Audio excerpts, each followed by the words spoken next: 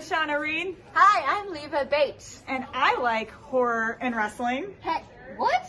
I like horror and wrestling too. Oh my gosh. You know where I go to listen to all my horror and wrestling needs? Where? WrestleHorror podcast. You should try it out sometime. Check it out. Check them out.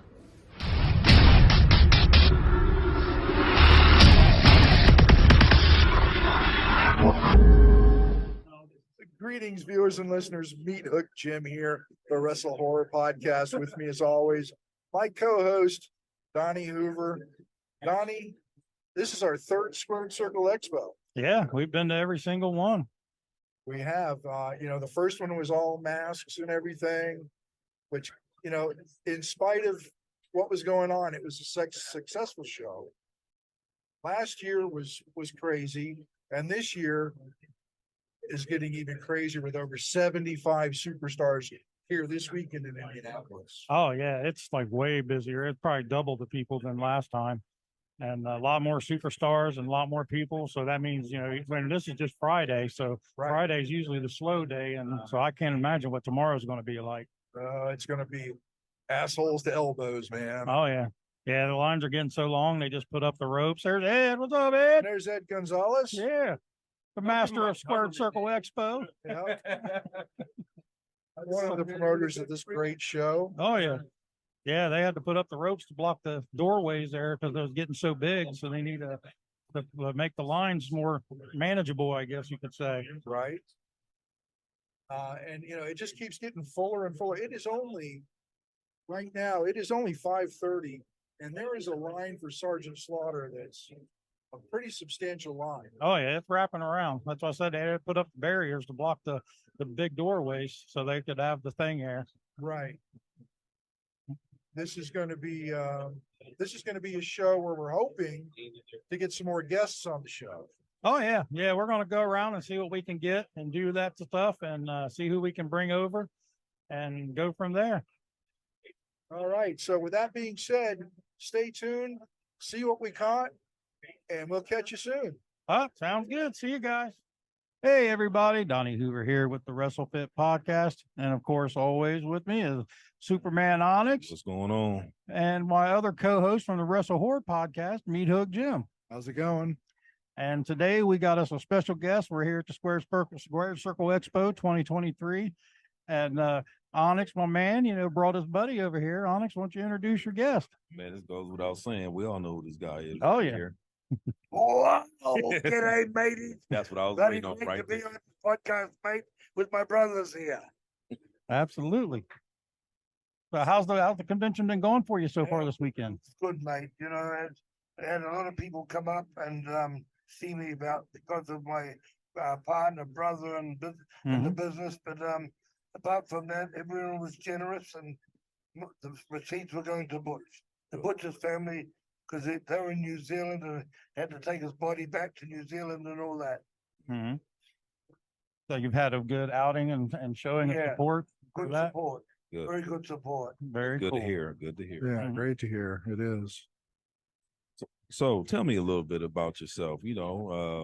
What you got going on, more or less right now and everything, or, I know things haven't slowed down, but we were just on the show together a couple of weeks ago up there in Chillicothe, Ohio. So just tell me a little bit what's going on.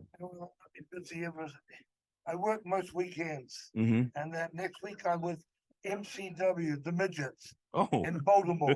Nice. And the following week after that, wait, it's written in my book at home. I can't remember where I am. And I'm on the road most weekends. Mhm. And if the fans want to know where I am, and that, go to Bushwacker Luke's IG Instagram page, and you see that my page has got the map of the world, the round circle of the world, and my head in the middle, and it's got Bushwacker brand on it, so they can see wherever I'm traveling to. Sweet. Very sweet. cool.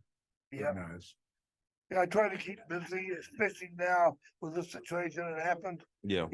Everyone said stay. They asked me if I wanted to stay home, and I said no. I'm going to keep busy. Yeah. Yeah, it kind of helps keep the mind off of it a Yeah. little bit and everything, huh? I sit still all the time. It's sad things start to happen. Right. Mhm. I know that one firsthand. My daggone self.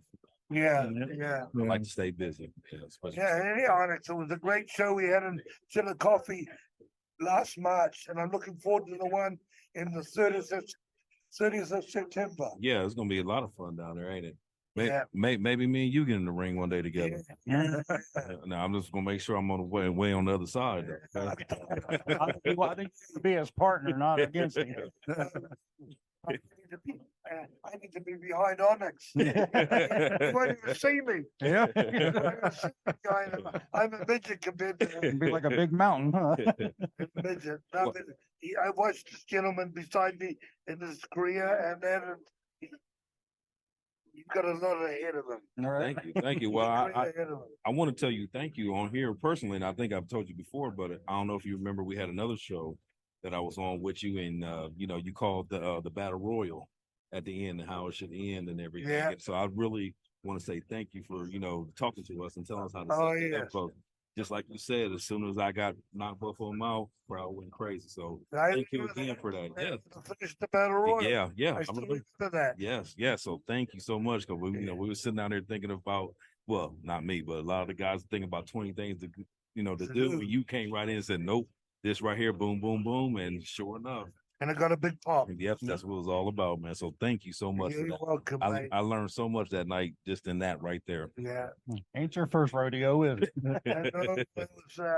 I spent 14 years of my life booking, Mhm. 7 days a week running shows and writing television. So, I had some great guys that I learned off too, like Dusty, I saw him, but Harley Race and guys like that, Jack Briscoe, these guys were, world champions and that. And I was around there, Eddie Graham, two of the greatest bookers I would say that I know. And Pat Patterson was a great mind. But earlier on was Eddie Graham and the Funks. The Funks dad I never met, Dory Funk Sr. But Terry's got a hell of a brain for finishes. Okay. I Yeah, didn't know you know all that. Terry Funk. Because I used to be around him when his brother used to ring up for finishes. His brother was a booker, and he used to ring up Terry to get the finishes. Oh, wow. Well, I got another question to ask you real quick. Just like I asked RVD earlier. What are some, and I know you was in it even for him, what are some of the big differences you see now between when you were doing it at a high level, still doing it at a high level, compared to what's going on right now in the wrestling world? It's completely different, mate. Mm-hmm. There's no sight today. The day of psychology has gone out the window because of television. Television changed the whole world. And, Dusty said, now this is going back to '88. I left the NWA in the start of '88 and went to Vince or mid '88. Dusty said in one of the meetings, maybe '87, and he was a booker there then, and he said, "This is good," as he said with a lift. As he said with a lift, this is going to be television industry. And this was said in '88, '87, and it has. There's now Vince, all Vince's shows are taped. Yeah. And that is either television or pay-per-view. And then he was dead right that now with television or pay-per-view, you can't have pay-per-views a bit different. But television, people have got a clicker in their hand. A clicker is a remote. And then if there's no action, they switch channels. Yeah. So there's no selling. Gotcha. It's bump after bump and high flying. No psychology. But a house show, you've got to bring the people in to get behind the baby face and to boo the heel. So you've got to use psychology for that. Okay. And Butch and me could get the people to stand up and sit down. Yeah. We could get the people sit down when we get in the heat and let the baby face fire up and come back. And they'd stand up and start cheering. Then we cut them off and they'd sit down. That's how that's using psychology. Yeah. Yeah. So There's none of that in today's, as you know, when you watch television today, and my best friend, Gary Silken, who owned ROH for 10 years, he was the worst. they had a different brand of that. That was non-stop action. You know, beat each other up, and there was no selling. You know, you watched ROH in the day. You know Yeah. how it was. Yeah. Bang, bang, bang. Yeah. Up, down, up, down. There was no selling. So the art of selling is really one of the big things missing too, along with the psychology, isn't it? Well, psychology is selling. Yeah, yes, sir. You know, babyface show. And you know, Ricky Morton, as you see it, all the shows that Yes. you're on. Yeah. Ricky Morton was one of the best baby faces of selling. Yes. You know what I mean? It's been quite a few guys. And Ricky, I'm just picking up. He's, you know, NWA days and the modern age. Ricky's still in the ring at 60, and he sells, Mhm. sells, and that. Hey, you don't sell. You don't sell for the heel. You don't get a good comeback. Right. And people won't be behind you. And when people won't get behind you, and that's it. You got to do it, but you know, believable. Right. And that's, you know, that's why it seemed to change. Mhm. You know, change. And talking about guys now with WWF, one of the better workers, I think, and I may be wrong here, but Orton. Mhm. I think Orton is one of the greatest, you know, the modern day wrestling, one of the greatest technicians. His timing is perfect. Yeah. To get, you know, what he does off the ropes and his finish and that, Mhm. Yeah. great. Absolutely. And you watch him, he's just a mathematician. Mm-hmm. Yeah, he's one of the best. Well, you know, I'm going to chime in here, Luke, as a mark just for a little bit. You know, What sort of mark on the wall, or mark on the toilet paper? I'll go with on the wall. Sorry about the toilet paper joke, folks.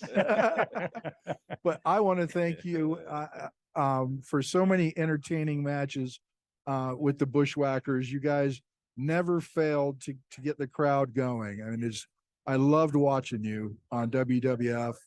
You know, Vince gave us the name, mate, and the name, and we put the character together, the arm swinging and the head looking. Mind you, I lick the back of my hand all the time. You know, but that was we put that together. Vince just gave us the name, and Vince told us, we want you between the who's the guys with the bones in WWE in the 80s? Moondogs. The Moondogs Yeah. and the Sheep Herders.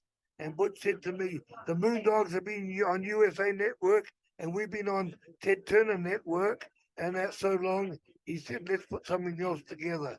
Hence, the character we put together. Oh, You know, wow. and a lot of people said to us too, how can you go from super hardcore to doing that stuff? And that was easy money. Right. Right.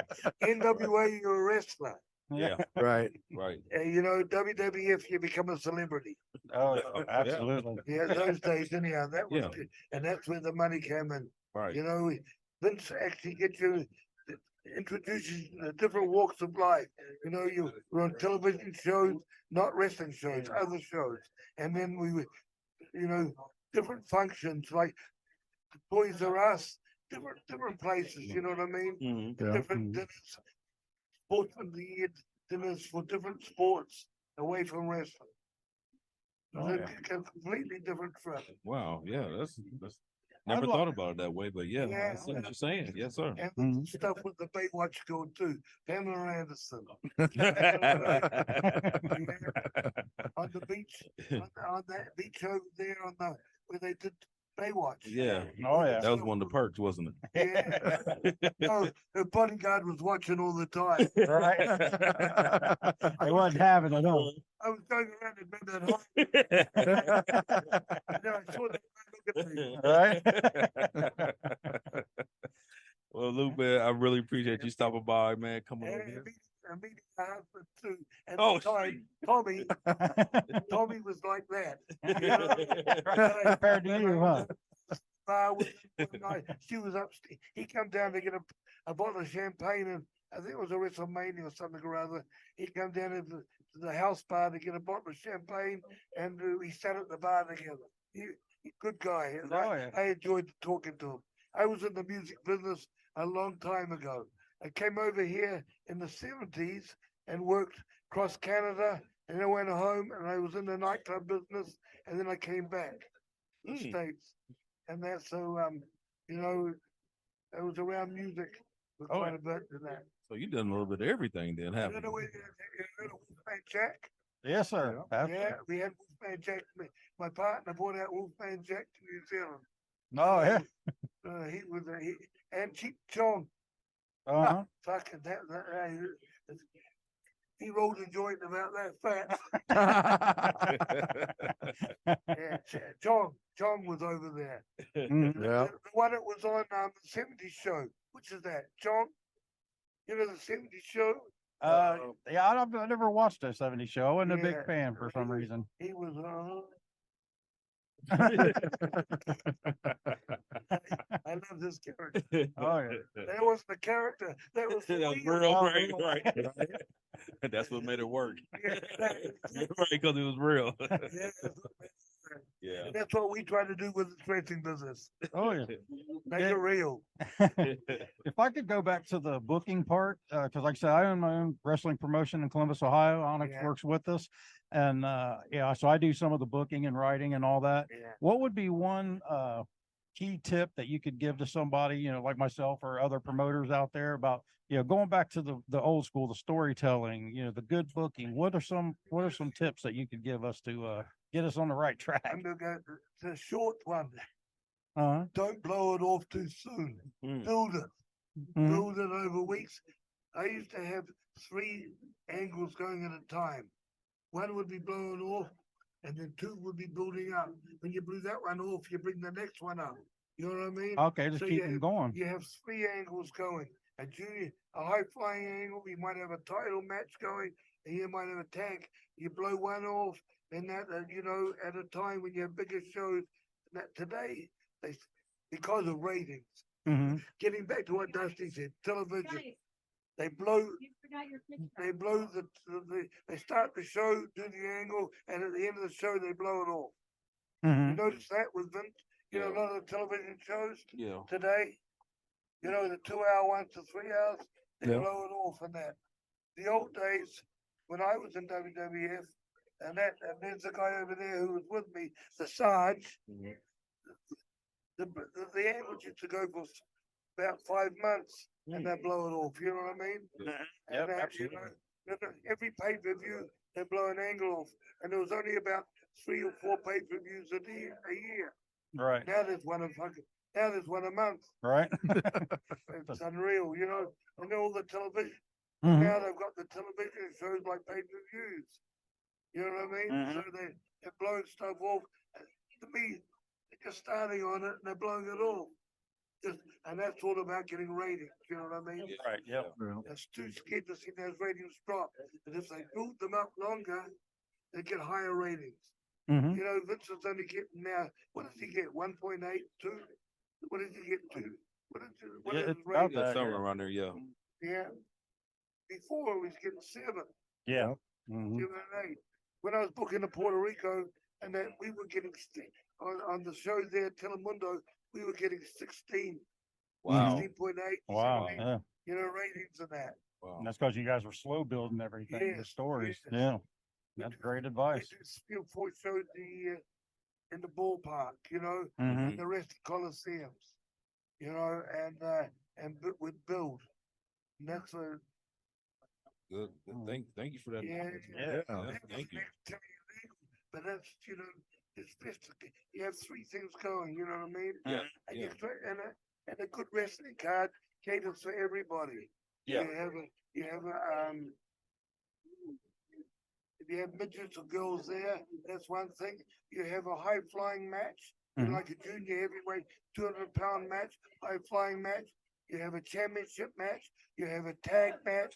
You have a sort of semi-hardcore match. Mhm. You give the people a variety instead of having them all the same. Right. Right. The trouble is today too, they don't ask what they're doing for a finish, and people are doing other people's finishes just for a false finish.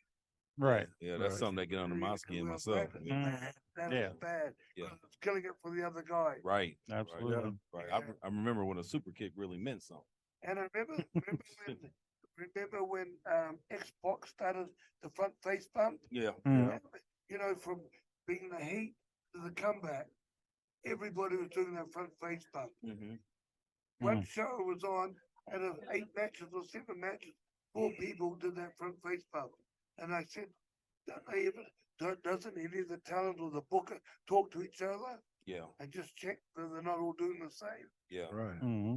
Well, I know one of the things I do, sitting back there just so I won't do the same thing other people do. I watch all the matches just about if I can. So I won't go out there and do the same Yeah, thing. but you're a different size. Whatever. You're not the regular size wrestler.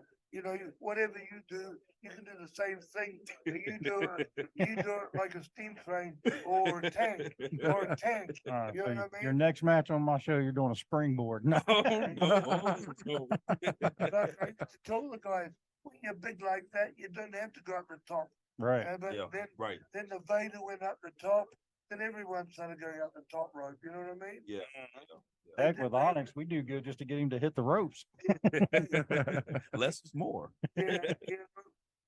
They weren't going up the top to do a finish. They were going up. The big men were going up the top just to do a high spot. Right. You know what I mean? Right. Yep.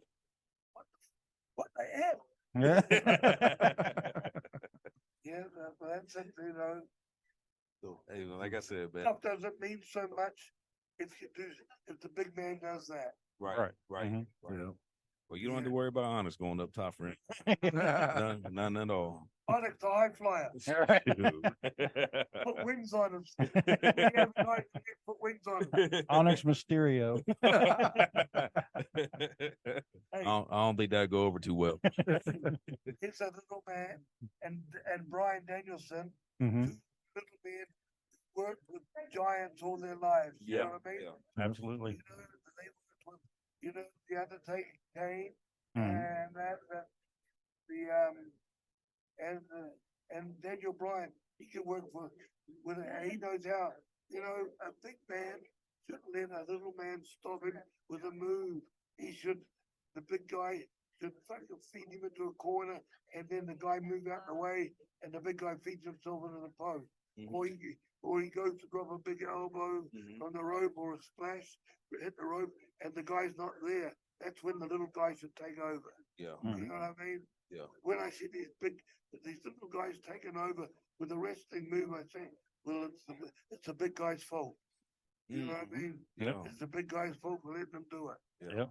But a lot of the big guys have never been told that. You know what I mean? Mhm. But I made sure when I had them in my cards, I had Bruiser Brody and Abdullah work with me for so many years, Mm. and that in 3 different territories. They were my main single matches. When I got the places hot, I'd bring them in for the big ballparks. Mhm. Mhm. And that, but if Abdullah worked with a smaller guy, he would miss something, or, Yep. I don't know whether you knew, but Abdullah used to hit the ropes and be about 3 or 4 feet in the air to drop the elbows. That was a long, long time ago in Yeah. the 80s. Well, In the yeah, 80s. it's funny you're talking about those type of spots and everything. You know who taught me that? Barbarian. I was lucky enough to, get on a couple years ago when I was just working him when I was going down south a lot. Yeah. And I'm telling you, man, in that like year or two, he taught me so much stuff. And it's funny Yeah. hearing, and I know y'all been on a lot of shows and stuff together Oh, too. So I used to go to dinner at Bob's place in Charlotte. Charlotte, yeah. Sadie, I know his wife too. Mhm. And Bob and me have been together since first time I met Bob was 1982 or 83. Wow. Yeah. Yeah. Well, he was one who taught me a lot about moving like a big man. Put it that way. 'Cause Yes. You're Mhm. right. I wasn't taught that coming in. I And, want that. and I'm, No. It doesn't know about yeah, that. yeah. You're so right about that. You see big guys. I see a lot of big guys that they showed, and these little guys cutting them off and that. And I go, you can't tell them. Mm-hmm. You can't tell them what to do. Mm-hmm. Because I've done so many seminars and training things, and then gone out and watched the match later. It's gone one in one ear and out the other. Yeah. Yeah, you got to be willing to listen and learn. Yeah, You new know. generation. They've watched that television so much. television side that they don't know about that. Right, right, Mhm. right. Well, like I said, man, thank you so much for coming over here and dropping that knowledge that you dropped on us today. I Absolutely. really appreciate your time. Dropping I know that you- bomb. I know I can't speak. I can probably speak for everybody else right here, man. This was a great moment for Mhm. everybody, for Donnie, for Big Jim down there, and Mhm. man, thank you so much, man. I can't say it enough. Oh, yeah. Yeah. Appreciate it, guys. Thank you very much. All right. Thank you. And Thank you. all your fans out there, remember, the Bushwacker loves you, baby. Wow! Can't say it any better. See you guys. Hey everyone, Meathook Jim here at Squared Circle Expo 3, along with Donnie Hoover. Donnie, wow. I know, right? I say it's getting crowded and the people are rolling in. Day 2, it's going to be crazy today. So we decided we wanted to sit down with some fans. We talk to celebrities, we talk to the wrestlers, but let's talk to the fans about what they like, why they're here, and things like that. So who do we have with us? Yep. Why don't you guys introduce yourselves? My name's Trisha Pringle. My name is Britton Sisk. So Patricia Benton, is this your first Squared Circle? This is my first Squared Circle. No, this is my second year. Good. So Excellent. you're almost a veteran here, ain't you? So who's your favorite wrestler? Mick Foley is my favorite wrestler. Nick Foley. Yes. Benton? I'm a really big fan of Finn Balor, but I just love some of the like goofy and just playful kind of guys in wrestling. Okay. All right. You like them to have a good time. We know a wrestler that works for Donnie and myself, Mhm. likes to have a good time by the name of Party Mike. Yeah. Yeah, he's always out for a good time for sure. So you guys are here at Squared Circle with us. Have you enjoyed everything you've seen so far? I have, and I didn't realize that there was going to be like so many talks with the wrestlers, and there's a lot of good ones today that I'm really excited to see. Excellent. Yeah, Yeah, the panels and stuff. Oh yeah, they got a good lineup this year for the panels and I stuff. seen a good one last night with Colt Cabana and JF was in there. Hmm. Yeah, the Headbangers Yeah. talking about WrestleMania 13. Oh, very Yeah, cool. it was very cool. Nice. Well, yeah, being that this is the WrestleHorror podcast, we could switch a little bit to the horror stuff. Are you guys horror fans? Yes, very much, Lee. Oh, okay. There you go. So how about you, Mom? I am. Yeah. Yes. All right. Yes. What's your guys' favorite characters? Let me see how much I like you guys or not. Okay. Who's your favorite horror villain? Michael Myers. God. I'll Myers. accept that. Yeah. Yep. He just plows through. He's Jason. such a baddie. My man, give it up. Okay. I was waiting for that. I'm a Jason freak. That's my man. So yeah, so you're good. You guys are good with us. All right. How long have you been a horror fan? Your whole life, or Basically my whole life. all right? How to get started? What was the first horror film you saw? I'm gonna have to go with one of the first ones was Pennywise, but Mhm. I just really found my interest in Friday the 13th, and I was like, it's a series and it plays along a good story, and I like the good story. Right. Very cool. Yeah, a lot of people don't. They just go for the blood and guts, but the real true horror fan, like the story is what pulls you in. What do you think about the Chucky on TBS? I actually like the TV show. I really I think do they're doing a too. great job with it. I did too, dude. Yeah. Yeah. I didn't think I would. My mom's always been a big Chucky fan, and she passed just a couple years ago, so she didn't get to enjoy the TV show. But I was kind of iffy, like, man, I hope they don't butcher this. It's going to suck. But yeah, it's really good. I enjoy it. You're right. Yes. They're doing a great job with it. And the new Crystal Lake Jason TV series is coming out, so I'm pumped for that. I just hope they don't butcher that one. Well, that's nice to know because I haven't heard anything about it. Oh, you haven't? Yeah, it's I think it's called Crystal Lake. Is that what it's called, Jim? Crystal Lake Memories, I think it is. Yeah, and it's basically like the Chucky TV show. They're making it now, and it's coming out, I think, next year. Interesting. Oh yeah. So we're going to make you guys a little bit jealous because Donnie has actually been to Camp Crystal Lake. Yep. Ah, Yeah, I visited Camp Crystal Lake. Me and my wife last year. We went on a tour, and Ari Lehman and Adrian King was both there. So we got to go onto the beach and reenact where he pulls her under the water and won. And so we wasn't in the water. We were like sitting in the sand, and Ari was behind her, and we were beside him, like we were pulling her under. That's so So cool. yeah, and we got to tour the whole thing, and it was amazing. And yeah, it was basically a bucket list dream for me. I bet. Wow. And then I've had the choke pick with Kane Hodder, and I'm sure you know who Kane Hodder is. Yep, I met him at Whorehound a couple years ago. Yeah, did you I- do the choke pick? Yes. He choked the crap out of me, don't he? I He looked does. very different. I wore glasses at the time, and I was a little bit shorter and a little bit chunkier, but I mean, it was a great time. Oh yeah, yeah. He's a good person, a good dude. People that I met like a couple years ago, they're like, "That's really you," and I was like, "Mm-hmm, that's me." I've been through many stages, but Right? now I'm here and I'm in the good stage. Very cool. So, Donnie, Mhm. since we've got different types of guests on the show, All right. we still have to ask the question. Oh yeah, we'll give it to him. All right, we have a question that we ask on the WrestleHorror podcast. It's all in good fun. It's not putting you on the spot. It is, but it's not. And we just like to get inside the minds of people and see if they're as weird as we are.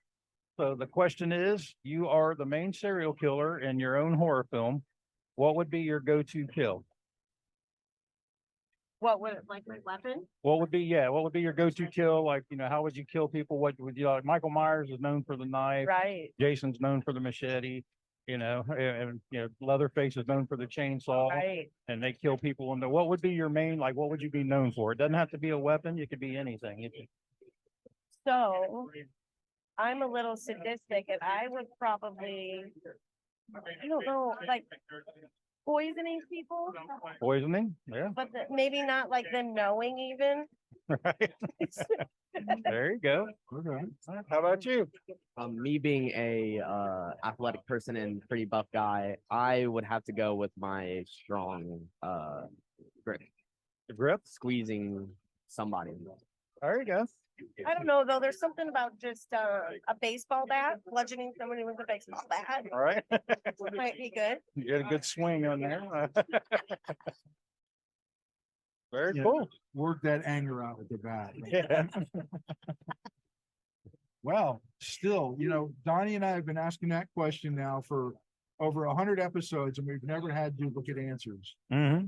You Yep. never get the same answer. Nope. Never get the same It's answer. always something different. Some have been really, really creative. All right. Yeah, like I said, my favorite one that I always talk about, a guy gave an answer one time is he would want to throw somebody off the top of a building and then run down the stairs and jump on a bus. And before the person hits the ground, he hits them with the bus. And I felt like you'd have to be super fast for that. That's funny. But yeah, so we've had some creative stuff, but that one's been my favorite so far. So, guys, thanks for taking a few minutes to sit down and talk to WrestleHorror. It's always nice to talk to the fans, which we don't do enough of. We're going to do more of it. So I hope you guys enjoy the rest of Squared Circle Expo.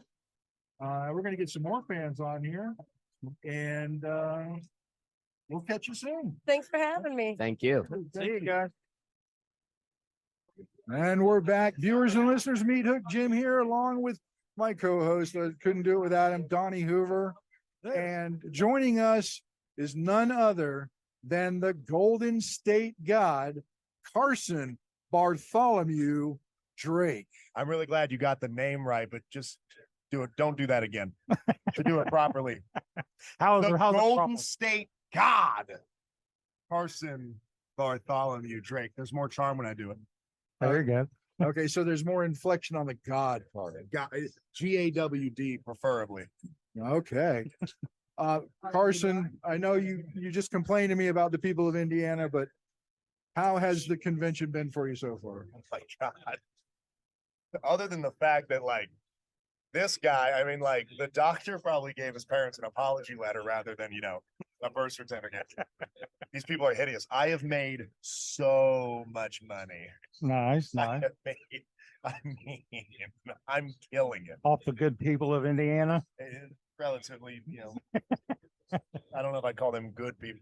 Like it's such a low. I'm surprised they have so much money because it's such a low income like housing neighborhood. All the windows have finger grooves so people can break in easier.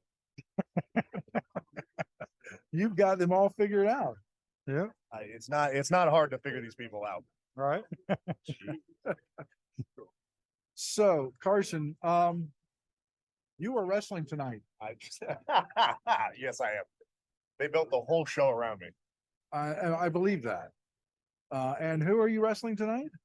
None other than The man that is getting the honor of getting to wrestle against the Golden State God, Carson Drake, is none other than one of the greatest professional wrestlers in the world. And I don't use that lightly, like how some guys use it when they're wrestling like their uncle at a bingo hall to make their match exciting.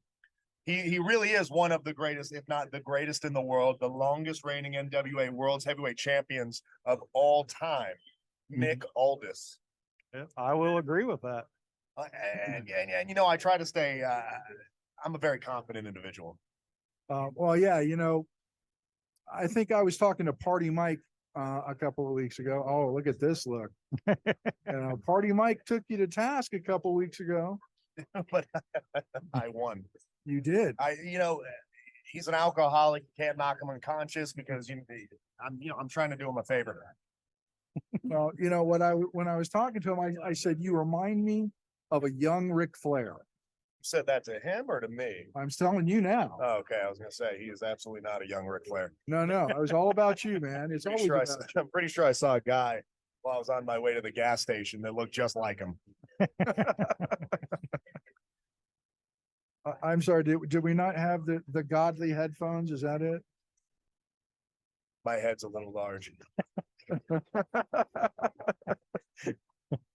Donnie, have you got any questions for Carson? I do. Do you need me to print you out some instructions to get them headphones on? We got to figure it out. All right. We got to figure it out. So, I know what your answer is going to be, but I'm gonna ask you anyway. You're getting in the ring with Nick Aldis, one of the greats. What do you think your chances are? Well, I think he's got about a 33 and thirds chance. No, I'm not gonna. I'm going to win. Mm-hmm. The only thing is that for the first time in my entire career, I can't guarantee how quickly the match will be over. Oh, yeah, you're not putting a time limit on it. Huh? I will give it to him. This will be my most hardest fought match I have ever done.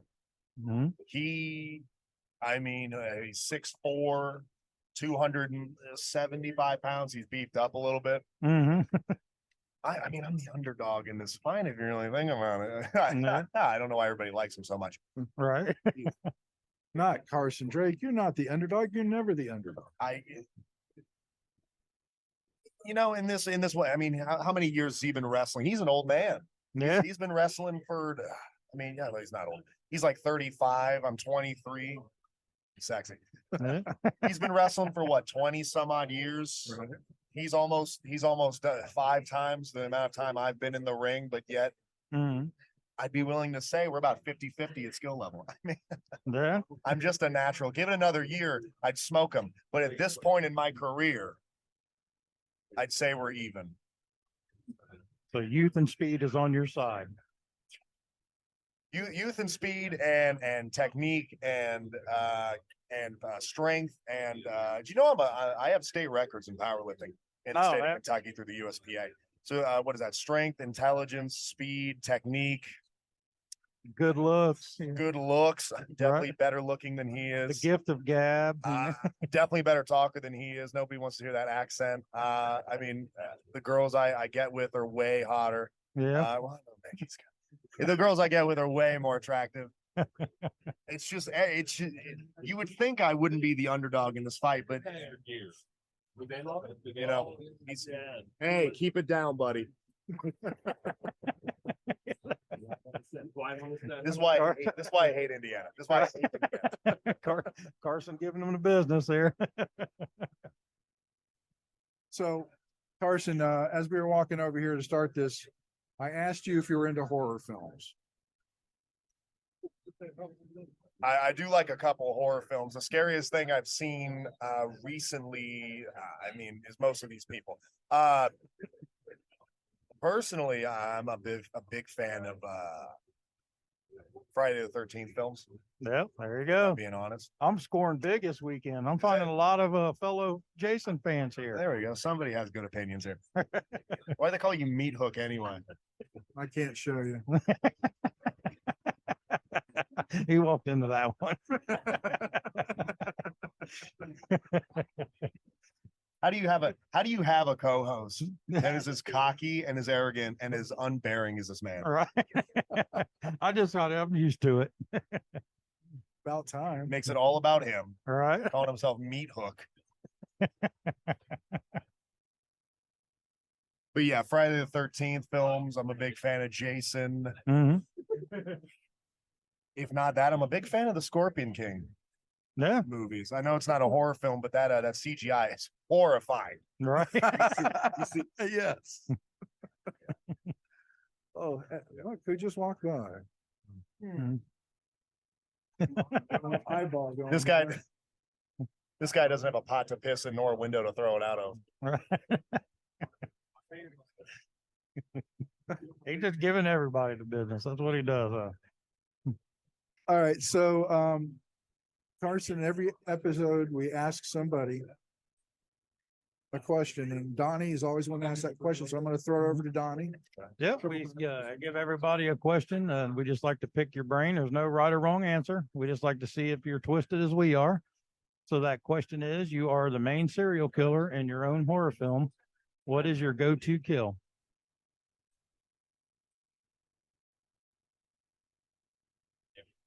And it could be anything you want.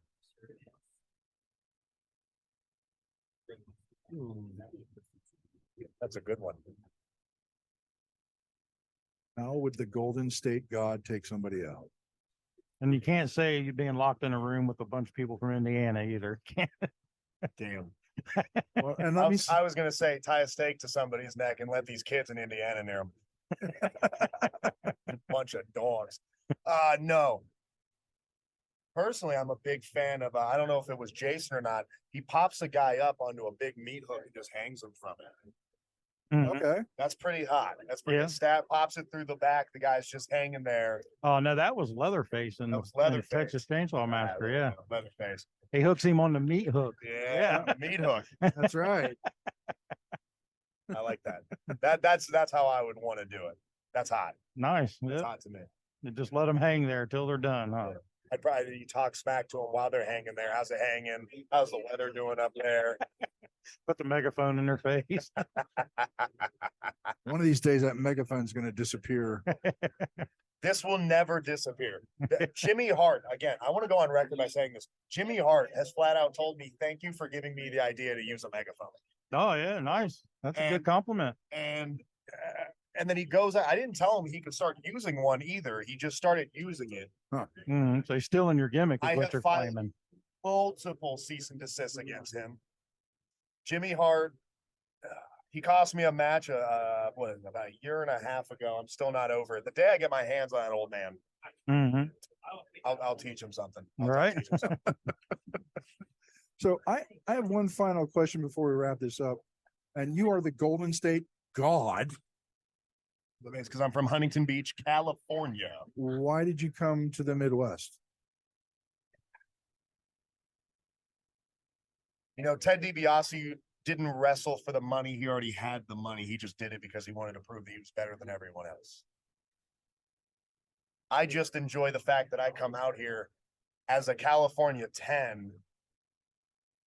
I mean, I show up and these people look at me like it's the second coming of Jesus. And on the 8th day, I say, Jesus, turn it down. Right. And, you know, it's honestly just the competition out here is just so much easier on the body. And, you know, I fly back, I go to California, I'll go surfing, I go on vacation, I come out here and I'm essentially just collecting a paycheck. Right. These people, I mean, oh gosh, who could I say? I'm like Ric Flair. Hmm. You know, when Ric Flair goes to Japan and wrestled over there, that's how these people see me. Hmm. You know, who else? When Kobe Bryant wins a football championship, you know, that's how these people see me. All right. When Tiger Woods makes a touchdown, that's how these people see me. All right. Okay, touchdown. Okay. Yep. Goal. He's about got the passing record too, that Tiger Woods. Right. You know, and then there's guys like Mr. Perfect whose names are not hyperbole. He really was perfect. If I could snag better than perfect, I would. Yeah. There's so many things. And you know, honestly, people think I'm really cocky. I'm very humble. I could go on and on for hours. How long do we have on this podcast, my chance? I mean, the amount of accolades I have. I mean, I'm 6'1", I'm sexy, I'm handsome. My baby blues are so nice. My hair. Mhm. Most people don't even think it's really this color. It's so shiny and nice. So, how can people find out more about you? Do you have social media, things like that? So much. You can find me on Instagram at Carson_Drake_. You can find me on Google if you just type in Carson Drake. I'm the only one that shows up for like 2 pages. Find me on Facebook at Carson Drake. I don't know why you're laughing. You can find me on Pro Wrestling Tees at Carson_Drake. It's great merchandise. Where else can you find? You can find me on Tinder most of the time. You can find me on a couple Bumble sites. Where else? Are you on Grinder?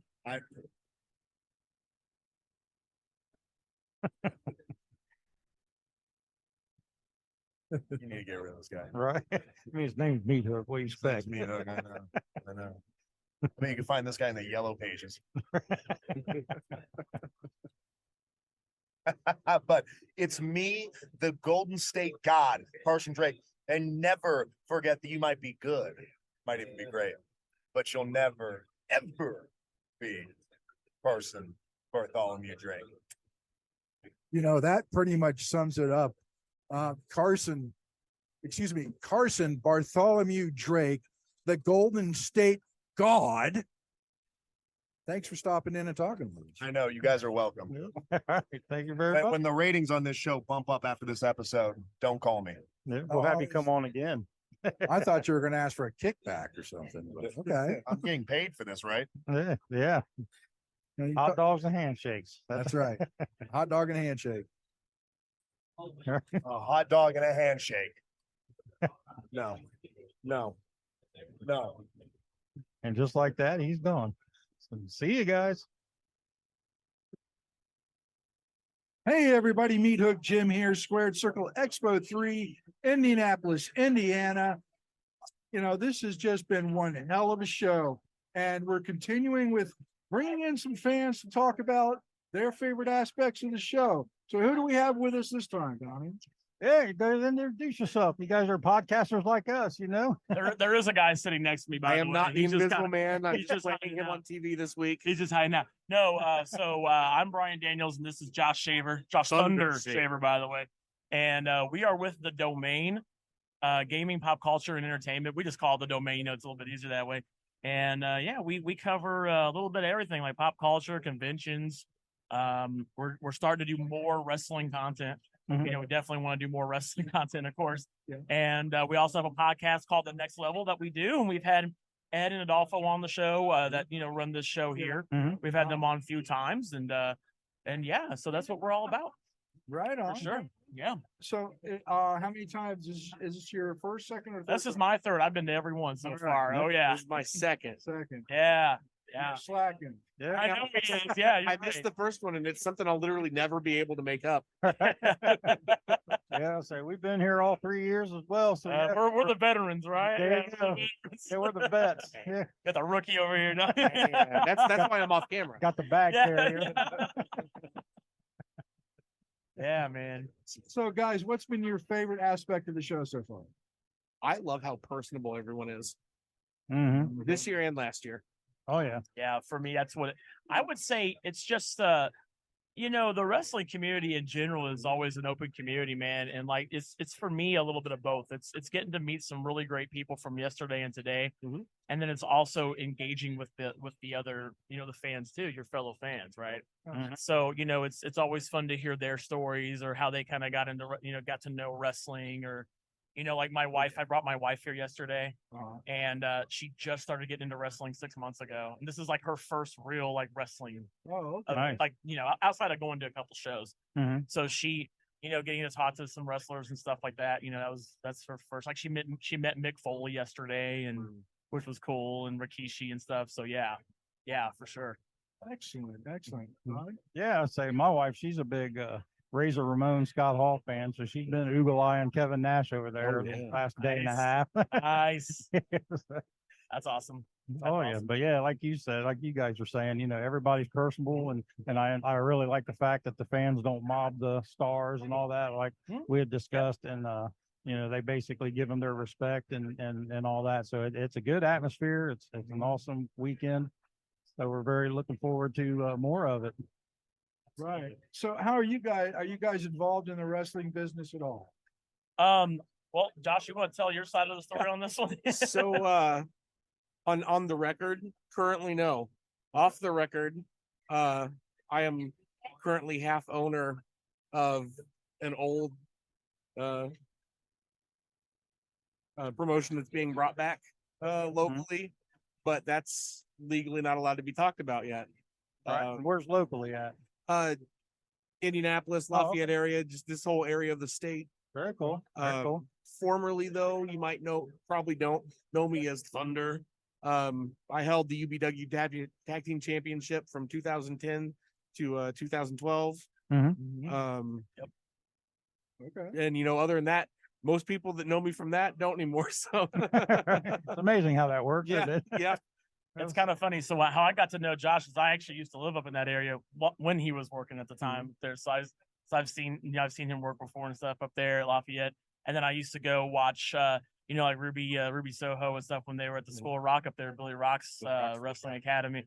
Him and you know, her and Eddie Kingston at the time. You know, they're both now in AEW, of course. So and then I've had friends that I know from the promotions you guys were at up there too as well. So that's kind of my thing. But I myself have not worked in the business, but I've been pretty adjacent to. I have a friend of mine who his name is Eric Montgomery. Shout out to you, by the way. He's missing out this weekend, but but he was with me last year. But no, we helped. He's done shows with OVW, Okay. so I'm sure you're familiar with them. Yeah. And he's done their music production and stuff with them before, so you know, entrances and things like that there. And he's worked in other like Grindhouse Pro Wrestling. I don't know if you're familiar with Grindhouse or not. They're right there in Jeffersonville. Yeah. So which I'm actually not too far from the arena myself. I'm familiar with the arena. Yeah. Yeah. So yeah, lots of the Ohio Valley. My wife and I just moved down there like 3 years ago. So it's a really great place for lots of indie wrestling and stuff like that for sure. Okay. Yeah. Yeah, and I'm definitely. I just did a show in the arena a couple of months ago. Oh, really? Cincy Wrestling. I bet Eric was there, and yeah, because I'm pretty sure he did the music for that. He does a lot of work at the arena. I was the ring announcer for the show. Okay. Yeah. All right. You're in my neighborhood. Okay. Yeah.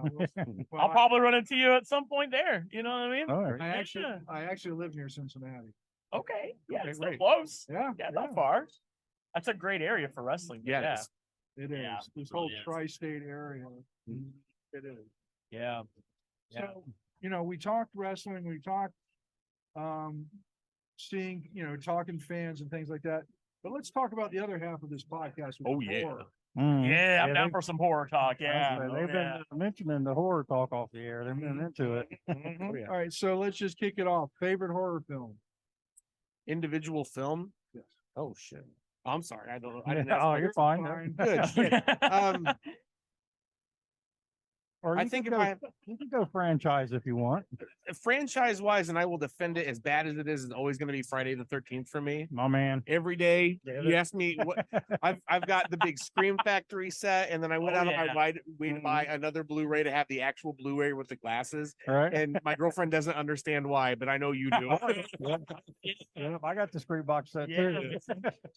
Yeah, I would say it's a little bit of a toss up for me. I'm also a Friday the 13th person too. There you go. Literally have it tattooed on my body. But like, Yeah. I but don't no, went that far with yeah, it. yeah, but I think also for me it's got to be a Nightmare on Elm Street, man. It's such an iconic franchise, you know. And That's a good one. my first horror film was when I was 5 when Child's Play 3 came out, and I went. My aunt took me to see that.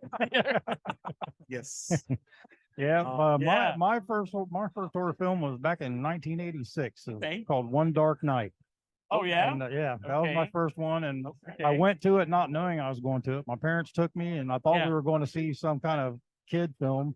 I mean, I wasn't a kid; I was like 14, but I'd never seen a horror film, and then I realized we were going, so I kind of freaked out.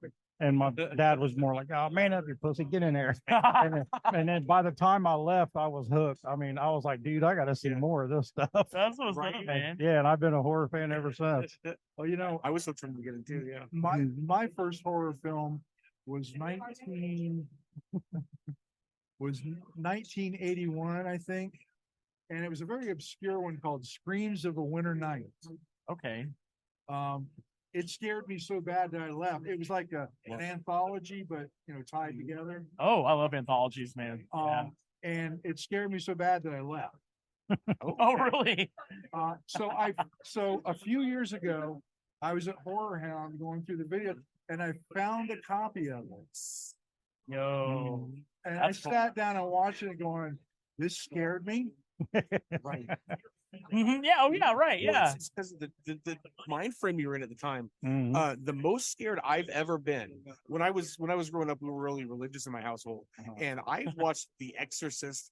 Like went and got it from Family Video. My parents didn't know about it. I stayed up and I was watching it in the middle of the night, and it was specifically the scene where like they go to turn on the stove and then like the lightning crackles and you see the demon face in the cupboard. Mhm. I Yeah. lost it. I literally Yeah. lost it right Yeah, there. Yeah. I think that's the most scared I've been in my entire life was that exact moment. You know what's funny It is wouldn't hit me again the same now. I never was the scared kid. I thought everything was funny when I was a kid. Like I would laugh like at the, like I never remember being like really terrified Yeah. Right. about things or whatever. But like, I guess I just, I must have known even as a kid that things can't be like really, but like, yeah, I've always liked horror, man. I've been a big horror fan, like going to horror cons, you mentioned Horror Hound, which is great. I've covered that one too before, but One of like my favorites. it's a good one. But So when you But go yeah. through haunted houses, you're the laugher guy. You don't want I'm to laugh. trying the to, whole I time. mean, well, no, here's the thing, like when I go to a horror a haunted house, it's my wife who's trying to get my anxiety going and like, oh, they're gonna come and get, like that's the thing, the unsuspecting jump scare, if you will, like that's the thing that kind of gives me a little anxiety. But outside of that, even if I get got, All right. I think it's hilarious. Oh, I'm yeah. not, like, That's the best part you of don't it. get If you can, screams out of me. That's yeah, I say if you can get somebody to jump or scream and then laugh afterwards, that's the best have you kind guys of scare. have you guys ever worked at a haunted house? Oh yeah, he's an expert. It's so on the fun, house. man. I love scaring the hell out of people. Yeah, Yeah. me and my wife actually owned a haunted trail for a few years. I worked a haunted trail too. Yeah. Yeah. Up in Greenfield, Indiana. Yeah. Yeah, now Yeah. we work with Carnage Haunted House in Columbus, Ohio. Oh, right on. Okay. Yeah, so yeah, we're very familiar with the haunt portion of it. And That's what's up. he even does paranormal. Do you? I haven't been able to do a lot of that yet, but Jim does it. So we live up by Waverly Hills. Yes, Have you been out there? I have been to Waverly Hills 3 times, That's a great place. but I'm getting ready to gear up to do the entire overnight. There? Yeah, Okay. Yeah. That's cool. That'll that's be- the one thing I haven't done yet. I've You haven't done the overnight? 2-hour tour. See, I haven't either. Yeah, I did the 2-hour walkthrough, the little guided tour thing. Yeah, That was really cool. yeah, and Yeah. last September, my wife and I and several others went to the Conjuring House in Rhode Island. Oh, really? Okay. That's in Very Connecticut, nice. right? It's actually in Rhode Island. Is it Rhode Island? Okay. I know Connecticut has a lot of stuff there too. I have a friend that's there, but yeah. Yeah. This, Okay. This was the house that the movie was based off of. Yeah. Okay. And some really interesting shit happened. I bet. Yeah. Yeah, I bet. Oh yeah. If it's anything like the movie, I bet it's pretty insane. Including myself and another investigator getting scratched at separate times in the same area. No shit. No shit. Oh damn. Okay. Wow. That's wild. My wife's really, really big into the paranormal stuff. Okay. Like I might not understand it, but I think it's kind of cool. I think it's neat. You know, that's because there's even some horror conventions have like a paranormal expert there and things like that, or they'll do I have a friend of mine named KJ. She's a radio personality up in, or actually here in Indy. I keep thinking for some reason I'm not in Indy, but like you are. I know, yeah. So, but she's pretty well known here, and she was a former radio DJ, and her and her friend did a show called Paranormal Crossroad. Have you heard of that show? It's It's local. It sounds familiar. And they did that show, and we went to a live taping they did, and that was really interesting. Nice. That was pretty cool. They did some EVP and all that. Right. That stuff's awesome. Man. Yeah. That's cool. For sure. So we're gonna ask you guys a question. All right. Actually, Donnie is. Oh, okay. We do this on all of our shows. We've over 100 episodes now. Okay. We've never had a duplicate answer on this question. All right. Oh. And there is no right or wrong answer. I love those questions. I do too. Yeah. Yeah. Donnie, fire away. All right. Let's have it. Like Let's he have said, it's a question, no right or wrong answer. Something we do to see if the person that we're talking with is as twisted as we are. And, you're probably sitting next to a twisted person. All right. Yeah. So the question is, you are the main serial killer in your own horror film. What is your go-to kill? Ooh, I absolutely love that question. For me, I would say I would have to take it off front. I'm a machete guy. Mm-hmm. I would just go for the classic machete right through the chest, or maybe right through the mouth. Right through the mouth or chest? You know what I mean? The mouth would be pretty brutal, yeah. I wouldn't be the kind of person that needs to do anything too terribly fancy. Right. Let's just get straight to the point. Just get it done. Let's get it done. Yeah. What about you, Josh? What you got? I don't know, man. Is this like me as a killer, or do I get like any supernatural powers? Whatever you want. I've always been really partial to the grabbing someone at the mouth and then pulling their head clean off. Right. Oh, like this. awesome. Like giving them the old Pac-Man. Right. You know? That'd be awesome. Okay. You know? I hope that's original enough. The record still goes. Yes. We've never had a machete through the mouth. Nope. And we've definitely never had ripping the top of the head off. Yeah. I was gonna say, yeah, that's a very interesting way to do it. I'm worried about you. Yeah. See? Yeah. So I think about. Yeah, they probably shouldn't let him go to horror cons anymore. Right. Probably not. Be They banned. probably should have stopped me should from be- seeing Terrifier. You should be banned. Yeah. So let's give them a chance to plug their podcast. Yeah, absolutely. Yeah. So you guys can we have a podcast called The Next Level. You can go to, it's a link tree, it's linktr.ee/the next level pod. And you can listen to us on, Spotify, Apple Podcasts, iHeartRadio. We're just, we're a sucker to be on everywhere, right? Where we can. Yeah. And then whenever we have a guest on our show, we do a video version because, we like for them to show off whatever and themselves. Sure. And so you can go to our YouTube channel for the domain, which is youtube.com/the domain GPCE, which stands for Gaming, Pop Culture, and Entertainment. And we've done several shows with guests, like we had Ed and Adolfo that run Squared Circle Expo. We just had them on there a few weeks ago. And so you guys can go check us out there. Awesome. Absolutely. So guys, this has been great having you here on the WrestleHorror podcast. Yeah. I'm definitely going to check out your podcast. Absolutely. And Same here. Good luck with the rest of the show, and do whatever you do. Well, we're always looking for people to have on our show too. So if you guys ever want to come on sometime, we would love to do some cross promotional work with you guys. Favorite scary movies, yeah. Yeah, absolutely. Thank you guys. Yep, no problem. Mine, by the way, is Jeepers Creepers. Yeah. Oh yeah. Nice. I'm a Jason guy. It's been well I know, documented. me too. Yeah, for sure. All right. With that being said, I'm Meathook Jim with Donnie. We'll see you on the next talk. Yep. See you guys.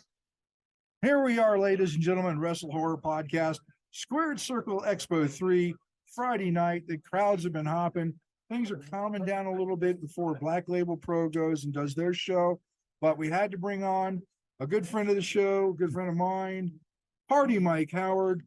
Party Mike, what's going on, man? Dude, everything. I've been running around. I haven't slept. This is phenomenal. Oh yeah, you got you a booth here at the. I got a little. I'm with Ascend over there, so like I'm a little add on. There you go. Hey, you didn't have to pay for the table. That's all it works. I'm pitching in. Obviously, that's what they know at least. If they watch us, I'm pitching in. If they're not, I'm not. Right.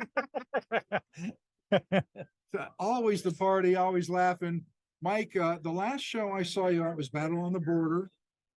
Yes. And it was the golden ticket, but it was Night of Champions. Yes, it was. Yes. And you wrestled not one, not two, but 3 matches. That was the most amount of time I've worked in a day, obviously, and I was dead afterwards. I was on the ground just afterwards. Wasn't recovering, couldn't do a 4th, huh? They almost I almost did.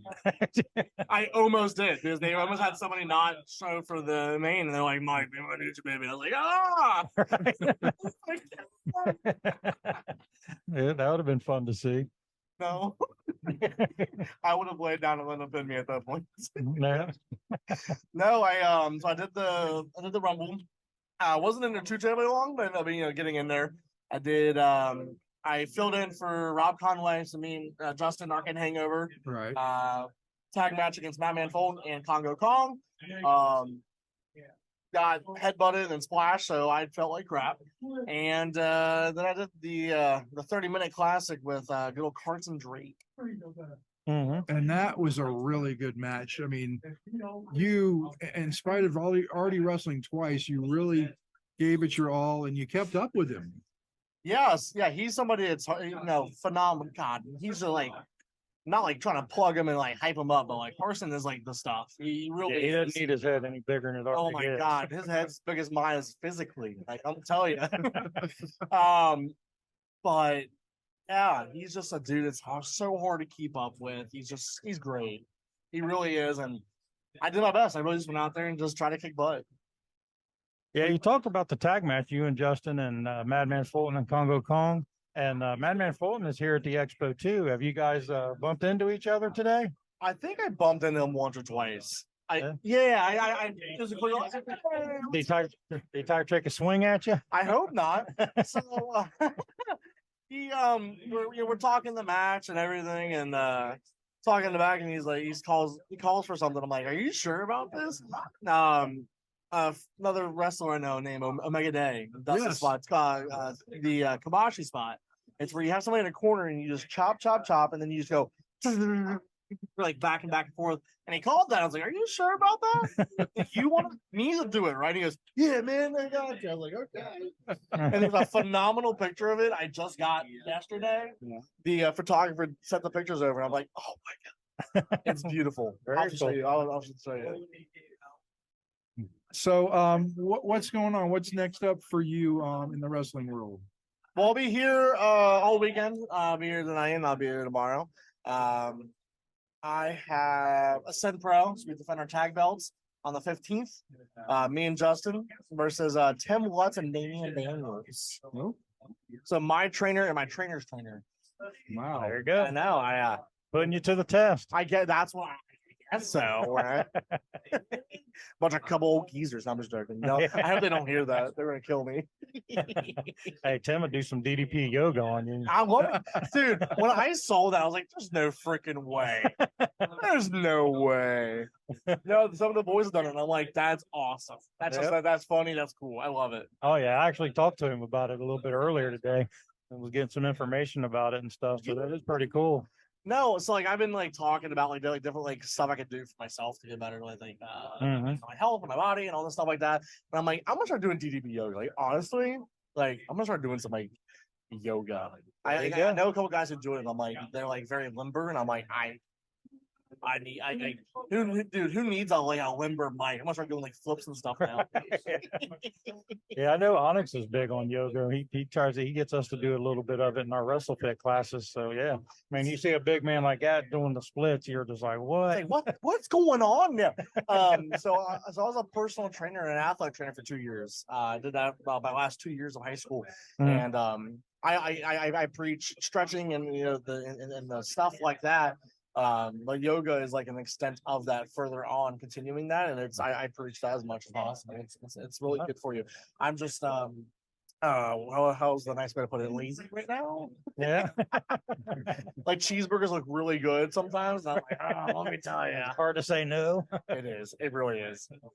I'll have to make sure I bring a cheeseburger along tomorrow and walk by. Dude, either that or some burritos.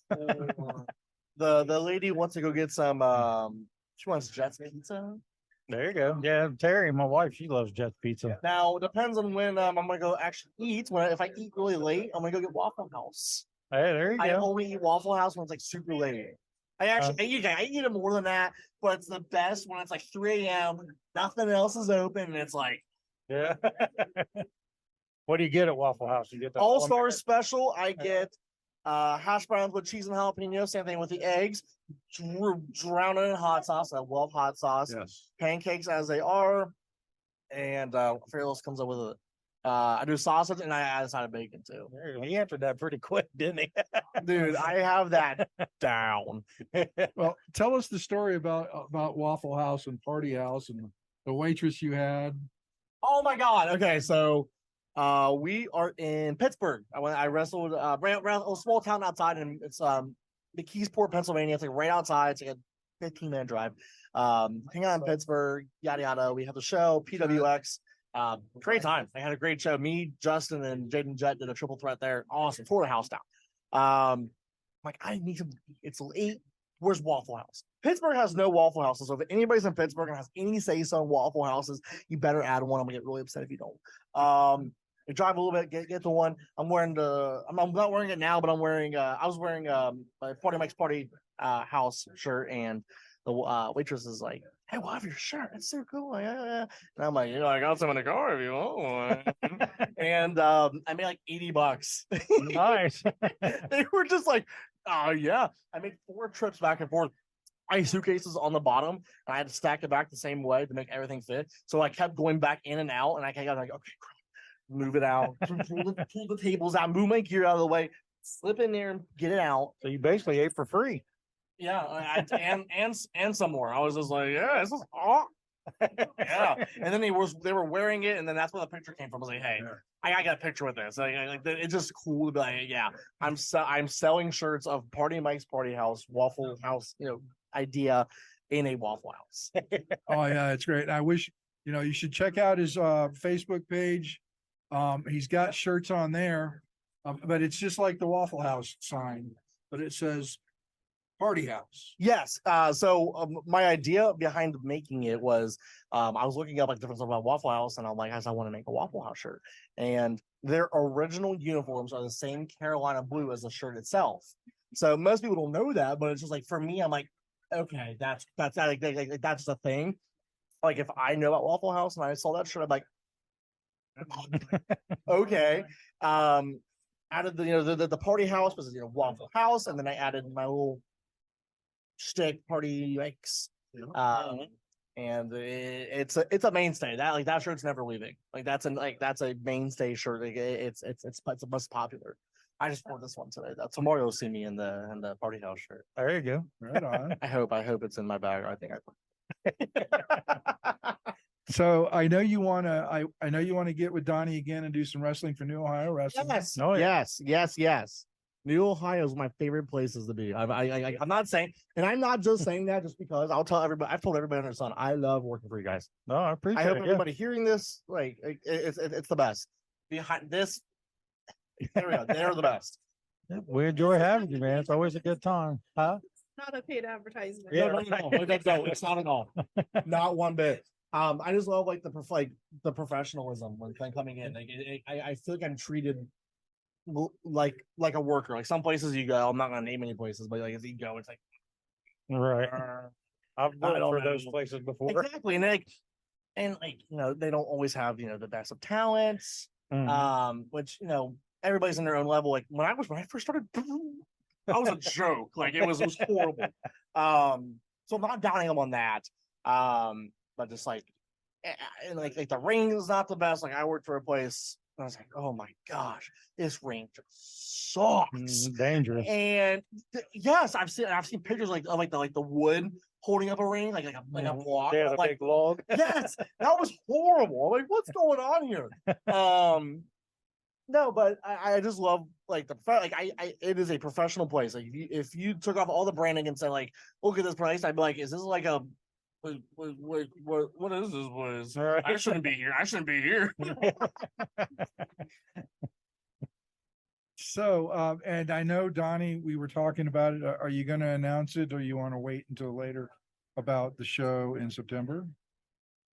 Well, yeah, we can. And in September, the Obet Zucchini Fest has invited us back. So we will be back for Labor Day on and Obet's at the Zucchini Fest I'm again. writing that down right now. Yeah. I mean, like I'm writing that down as we speak Yeah, right now. he's got his phone out, putting it in there. When's the Zucchini Fest? So Monday, Labor Day. Labor Day. Okay. Yeah, that in there. Sorry. I'm sorry. He's already put that in his calendar, so Yeah. you can expect to see Party Mike. You can see Party Mike. As long as my good friend Donnie will have me. Yeah, put it in there. Actually, it ain't me you got to talk to. It's this one here. Hey, boss. It's actually July 29th. Yeah, we do have a July 29th show. It's like a 4-match show for a benefit. Yeah. Oh, So when's that? Party Mike is available. so Party Mike, party on, dude. I can't, man. No need to be a sourpuss about stuff, man. It's just I'm out here having fun. I'm smiling, having a great time. Oh yeah. All these crazy big names here, and they're just like, Yeah. So we're actually sitting here right now, and I'm staring right at Sergeant Slaughter. like right how now. cool is that? Like, Yeah. like not like marking out about it, but it's just like that's really cool. Yeah. It's just like wow. I grew up like when I first got into wrestling. I was like I watched him like you're like Yeah. I was like, what? Like, these people are some of the reasons I'm like in the business. And I just love that, and I hope one day I am that for somebody else. Right. I really do. Yep. Just keep working hard. You'll get there. I'm trying. I'm not. I'm partying, but Ain't doing any yoga anytime soon. I need to. I know I need to. And it's kind of like how cardio or leg day are for some people. It's like, but it's so much. It's so good for you. It's so good for you. Oh yeah. Yeah. But you have to suffer for your art. You really do. I get beat up, and I also have to just like, I gotta put. But no, I love it. All just that I love everything about it. I love the hard work to put in. I love everything, every single like thing about that. It's my favorite. Wrestling. I that's all I do. All right. Well, I've enjoyed watching you wrestle. I mean, you hope so. improve all the time, and you just get better and better. One of these days, maybe you can take that belt from Carson Drake. Ooh, that's not a good idea. No, my philosophy is if I'm not getting better after each match, what am I even doing? There's no point in me going out there the next time. Even after like a really good match, like even after me and Carson have on the border, immediately. Speaking of on the border, sorry. Yeah, just so you're safe, Madman Fulton just walked by. He's scared of me, is what it is. And I'm just Yeah, he didn't look over. He kept walking. he's walking away. Yeah, you see that? I'm just joking. That's I'm gonna play this for him. But you'll party too hard for him. That's what it is. That's what it is. Man, what was I talking about? I just lost I'm ADHD right here. Just Fulton walked by, got you all shook up. No, if I'm not getting better, what's the point of me doing it? Like, everybody, like they have their different goals. My goal is the next step. People go, oh, I want to go to WWE. I want to go to AW. That's amazing goals. Yeah. For me, it's I want to get to the next step. What's my next best thing? Even after that amazing match I had with Carson, Right. Everybody was raving about it, and I'm like, okay, yeah, cool. I feel like I did a good job, but that's not what that matters to me. Like, what's my next thing? Right. What's my like? What can I? What's like one small little footwork thing I could have been I mean, that much better. Yeah, That's just me. one step at a time. Yeah, you're doing it the right way. Trying to. Well, Party Mike, it's been party time here at WrestleHorror and the Squared Circle Expo. Thanks for stopping by. We look forward to seeing you again real soon. Whether it be Aspire, Battle on the Border, New Ohio Wrestling, Cincy Wrestling, wherever you are, I'm everywhere, especially if New Ohio has me. Yeah, we'll have you back for sure. I'm like, we're gonna go off the camera. He's gonna go like, Mike, shut up.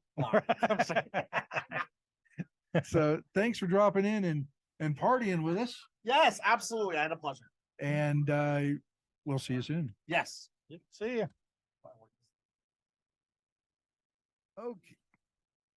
Okay. Viewers and listeners, Meathook Jim here. WrestleHorror podcast with me as always, Donnie Hoover. Hey guys. It is Saturday afternoon, Squared Circle Expo 3. The floor is winding down. Everybody's getting ready for the big Squared Circle Expo 3 Retribution show tonight. But in the meantime, I've been trying to wrangle this guy here over all day, but he's been busy wrangling superstars, including Mox, Kevin Nash, Sergeant Slaughter, Slaughter. Mickey James, Lita, anybody that you could think that's here.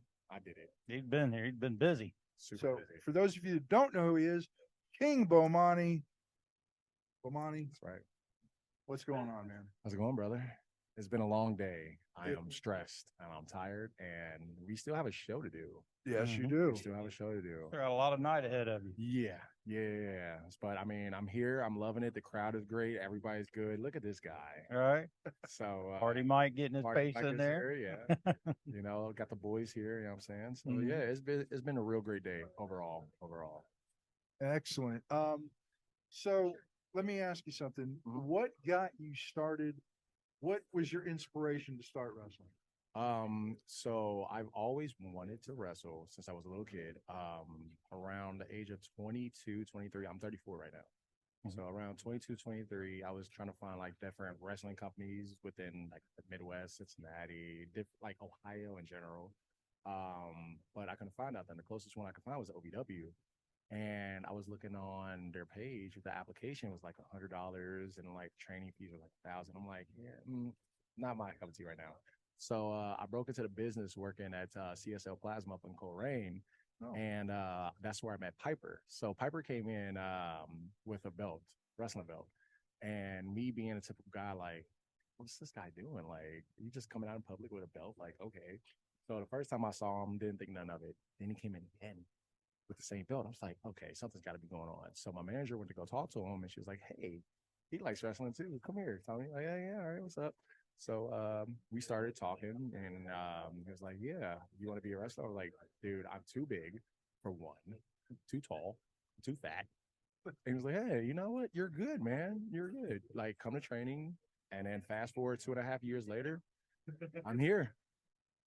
So I'm in the business because of Piper. So I give all gratitude to Piper.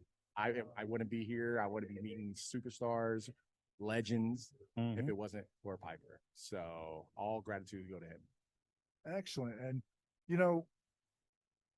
the landscape of wrestling has changed. And you talk about being too big, being a big man. And that's what I miss about some of pro wrestling is the big man. Right. You don't have that many big men. There's these younger, smaller guys that do all these high flying moves. Yep. But you need the big man for the ground and pound. And You have to. so it's refreshing to see somebody like you back in the business trying to, promote the big man in the ring. Absolutely. It's a gift and a curse. When I first started, I was working small. Like, I'm taking bumps from little guys. And it's like, oh, you're not supposed to do that. You're a big guy. Be big. And it's like, I didn't know this until I want to say my 7th or 8th match in. And I'm like, you know what? All right, I'm gonna just play my size, see how it goes. And yeah, fast forward, I'm a big dude. So but overall, I love it. I love throwing people. Apparently people love me throwing them. All right. I mean, that's a thing now. So you ever threw anybody and heard when you did it? Yeah. I made some people do it. I was like, just when I toss you, just scream. It's perfect. It's perfect. the crowd eats it up every Right. single time. So yeah, I love it, man. So for those of you that know me, I am about 6'4", and all the muscles in the wrong location. But I mean, you're even taller than I am, bigger than I am. Yes, sir. 6'6". 6'6". 6'6", Nice. 320 pounds, and I can move. I can attest to this because I've watched him do it. Mhm. I can move. I can flip too, but I mean, why would I do it? I guess. Yeah. Big but man. Yeah, big man. We're not supposed to flip, but it's cool. Whatever. Hey, look, if Braun Strowman can go up top and do a splash, All right. you think I'm not gonna try it? So yeah, I mean, I gotta play my size, man. So like I said, overall, I love it, and I love what I do. I love this business. I love everybody that I meet. It's a dream come true. So yeah. That's right. Excellent. See, big fan right there. There you go. Donnie, any questions for you? Yeah. You said you got started and you 7-8 matches in before you learned about the big man. Who did you learn it from? What advice did they give you? So my first match was Sergeant Ledbetter. And we was just walking and talking and going from there. Then I want to say my 7th match in, I fought Tom, formerly known as DJ Tom, but now Tom Sharp, living history Tom Sharp. And he was showing me the ropes. I mean, I was trained by Tim Lutz, Tom Sharp, of course. So yeah, just working the ropes, working how you're supposed to work as a big man, and then fast forward, I just came off of a win against Mojo McQueen. And for those who don't know, he's a big guy too. Yes. So anytime I see big guys wrestle, Jack Vaughn, for example, I watch, study them, because it's like, all right, you're big guys. And it's really rare now to see big guys in the ring to where they know what they're doing. And like, because you don't have big guy trainers. You can't teach big. You can't. So me being a big guy, I have to watch these guys. I have to study them, see how they move in the ring, like footwork, everything. And that right there is like, it's obviously inspiration to me, and it's helping me grow as a big man. So yeah. Okay. All right. So, we've talked a little bit of wrestling, and this is WrestleHorror. It is. So let's talk a little bit of horror. Okay. What is your favorite horror movie? Do you have a favorite horror? I do. I have a couple of them. So Freddy, any Nightmare on Elm Street, love it. Jason, obviously. There we go. There it is. My guy. Michael Myers, obviously, big three. When I was a kid, I always used to be scared of Chucky. And I could not sit there and watch a Chucky movie. I just can't.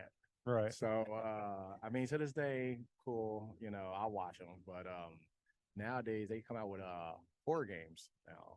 So there's a horror game out there called Outlast. So basically what you got to do, you're trapped in this asylum, and the only thing you have to escape is a camera. So they're doing like experiments on people, and night vision is on. You see all of these terrible, crazy things, and there's jump scares now in games. So it's like, oh God, dude, I can't sit there and just play those games. Like, I'll watch movies, I'll watch movies all day, but those jump scare games, I don't see how they do it. Ain't no turning the lights out and playing that game. No, with headphones on too. Oh, dude, You're getting that whole surround sound. Surround sound. Like, oh my goodness. Like, if I get scared one time, nope, we're done. We're done. No. Well, I want to share a story. Actually, I should let Donnie share it since she's the one who actually did it, and it involves the Chucky doll. Oh, the Chucky doll? Yeah, my mother was a big Chucky fan, so I got her a life-size Chucky doll. Okay. And she passed away, so we got the Chucky doll back, and it's been in my closet ever since. So my granddaughter, she lives with us, and she was watching Chucky, and she liked it at first, and then it scared her.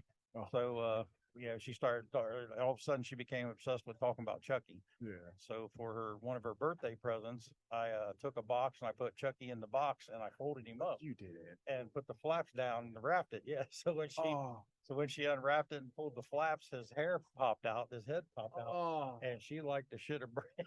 you traumatized her. Oh, yeah. Oh, Well, she's good now. At the time, I did, but yeah, yeah. now she sees him in the closet and it don't bother her and all that. But I've done it to her Yeah. twice. The other time I had him wrapped in a plastic trash bag, Oh, and I had the tape wrapped around his neck to where it was obvious it was Yeah. a doll, yeah. and she wouldn't open it. And we kind of like, you gotta open it, it's your birthday present. And she tore a little hole and saw the red hair, and that Like, was nope. Yeah, we're done here. We're done. Thanks. it. Yeah. See you later. No.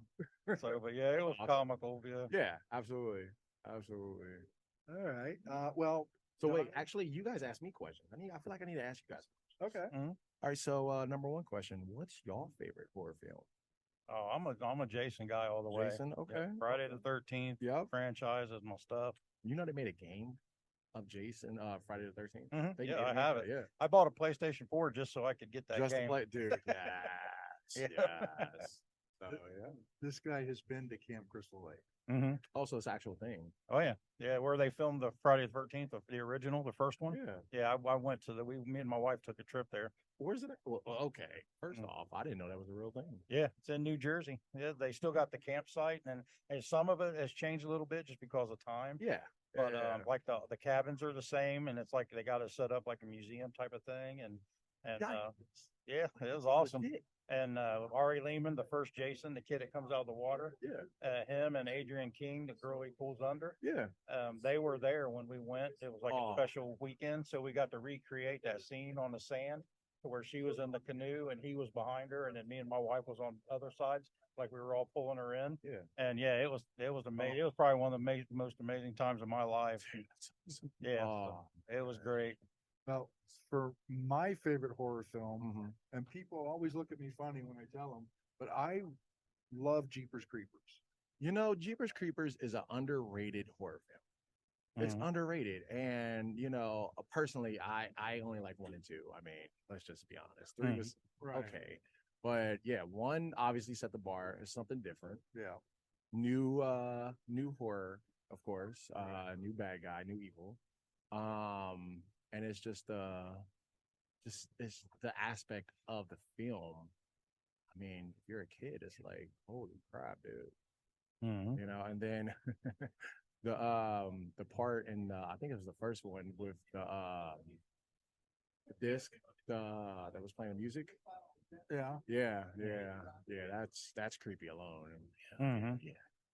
Well, and it just my whole thing was the Creepers was such an innovative character. Right. Mhm. Different from the Stalkers Mhm. and things like that. So I actually interviewed the guy who played the Creeper Nice. at a horror con years ago, probably about almost 10 years now. Okay. And he creeped me out when I was interviewing Really? because I'm sitting there. Well, after I got done interviewing him, we're getting a picture taken, and he was sniffing me like the Creeper does. Oh, dude. Oh yeah. Oh yeah. Sign me up. Sign me up. It sent chills down my spine. Dude, you can't make this up. No, You no, can't make no. this up. No. That's crazy. Oh, it was great. Oh, I know you ate all that up, dude. I did. Oh, I yeah. did. Meeting a Creeper was really Nice. all right. So, any other questions for us? Honestly, no. It was just that's the main question. I mean, Okay. I want to know more about you guys.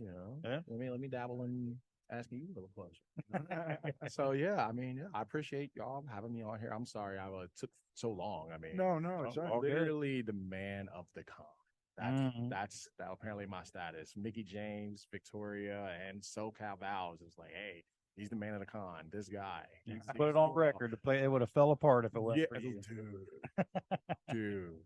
Yeah. So I mean, everybody here, well, I just love it. Mhm. It's the energy that everybody brings here.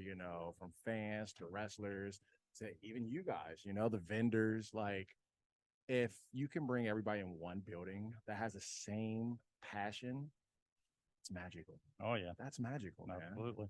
Absolutely. So we can't let you get away without the question. Okay. Mhm. And I'm going to throw it over to Don. Okay. Yep. We asked a question everybody we're on the show with, and there's no right or wrong answer. Okay. It's just a question we like to get inside the brains of our guests and see if they're as twisted as we are. Okay. So that question is, you are the main serial killer in your own horror film. Okay. What is your go-to kill? All right, so this is a trick question. What is my go-to kill as for me killing them, or Yeah. the weapon of choice that I'm killing them with? Either Or or anything. Okay. All right. So I'm gonna do something different. Mhm. I haven't seen a killer with swords yet.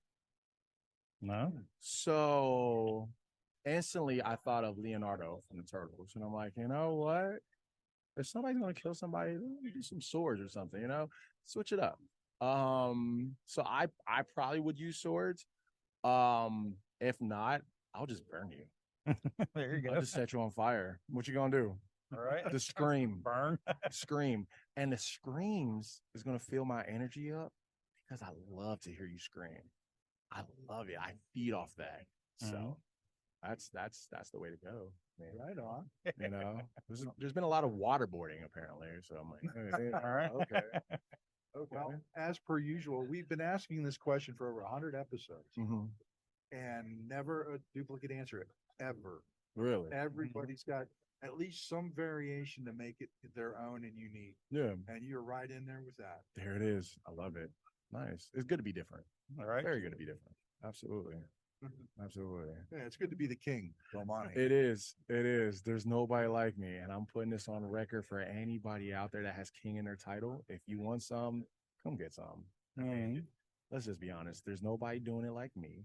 There's nobody as tall as me that's doing it like me. Can't nobody talk the way I talk like me. Come on now, guys. Yep. So for those who know me, y'all know I take this king stuff very serious. So I love it. I appreciate you guys having me on here, man. I've been waiting. So yeah, let's do it, baby. Finally got the opportunity. Well, we appreciate you coming on. Thank you. I think maybe you need to go get a little bit of rest before the show. I won't. It's showtime's in like 45 minutes. I can't rest. I'll probably rest in a car ride home, but yeah, I got to go do security right now, figure out everything else. So yeah, I sleep when I die. I guess that's a saying that everybody says, sleep when you die. Yep. Let's do it then, So just make sure you keep the marks in line tonight. Always, yeah. Here's a true story. Anytime I'm walking somewhere, people move out my way. And I guess because I'm big, or you see me coming, like, holy shit. Like earlier today, I was speed walking and people just nope, don't want to be in this guy's way. Like, so yeah. It was a good experience overall. So again, I appreciate you guys for having me on. Looking forward to doing this again. Sure. We'll definitely love to have you back on. Sure, thank you. All right. So for myself, Meathook Jim, Donnie Hoover, and our guest King Bomani, this is the WrestleHorror Podcast. See you soon. See you guys. Hey, viewers and listeners, Meathook Jim here. It is mid-afternoon here at Squared Circle Expo 3. The floor is, the line for John Moxley, I think it's all the way out to the interstate by now. It's about the same as the Kurt Angle line that goes in front of our booth. Right. With me, as always, is Donnie Hoover, and we are joined by Lightning Tim Lutz. Tim, what's going on? Just getting through the expo. It's been a great weekend already. Yeah. And getting ready for my match tonight. Oh, that's right. You are wrestling tonight. I am wrestling tonight for the Squared Circle Expo tag team titles. Oh, up against Heath and Rhino. That's a Heath and Rhino. And then, after 3 years of teaming together with Jack Vaughn, it should have been 2-on-2, but now they got the Soul Shooters in there too. A triple threat tag match for the tag titles. Yeah, I heard there's rumors floating around the Squared Circle Expo here that you're going to try to press slam Rhino. Is that true? Those are just rumors. I'm not going to try. It's going to succeed. Exactly. So how's the booth been? Have you been It's been really good. We're in the other vendor hall. A lot of people coming through. It's just always a great expo. It is, and you've been here all 3 years. I have been here all 3 years. I actually they give the superstar badge every year, and I've been collecting them. I got all 3 with me. There you go. But I've been at Squared Circle Expo all 3 years. I've been on the show all 3 years. Tagged with Jack Vaughn all 3 years. So it's really been a great thing. So we're going to say the 3-year Square Circle Expo streak is as good as the Undertaker streak. I mean, you said that, not me. So.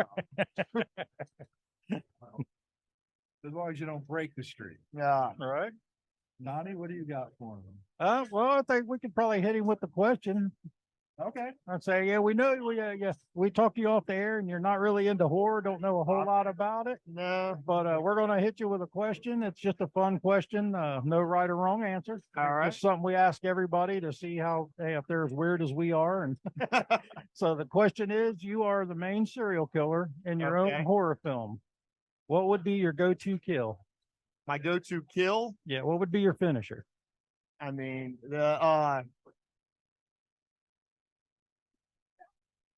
I've got my finisher anyway. It's gonna knock him out. Right. So I'm gonna say I'm gonna be up on a roof. I'm waiting for him to come by, and I'm hitting the blockbuster. There you go. Blockbuster from the rooftop. Blockbuster from the roof. They're coming down on the cement. There's nothing else that's going to be needed after that. Right. There you go. Skull shatters on impact. Yeah, absolutely. Well, what else can be said after that? Right. But I will tell you this, Tim. Yes. We've been asking this question for about 100 episodes now. Yes. We still haven't got a duplicate answer. Really? Yep. All right. Everybody's had a different one. And yours It just shows you how many twisted people's out there in the world. And yours is one of the more unique. Okay, that's good to hear.